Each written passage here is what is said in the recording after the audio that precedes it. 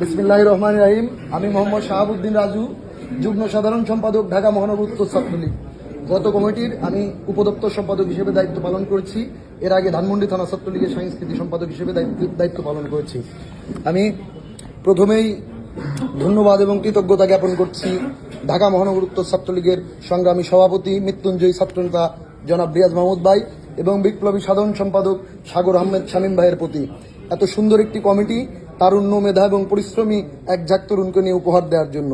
পাশাপাশি আমি বিশেষভাবে কৃতজ্ঞতা জ্ঞাপন করছি আমার নেতা, শ্রদ্ধেয় বড় ভাই জনাব রিয়াজ মাহমুদ ভাইয়ের প্রতি, রাজপথে জড়ানো আমার প্রতিটি ঘামের সঠিকভাবে মূল্যায়ন করার জন্য।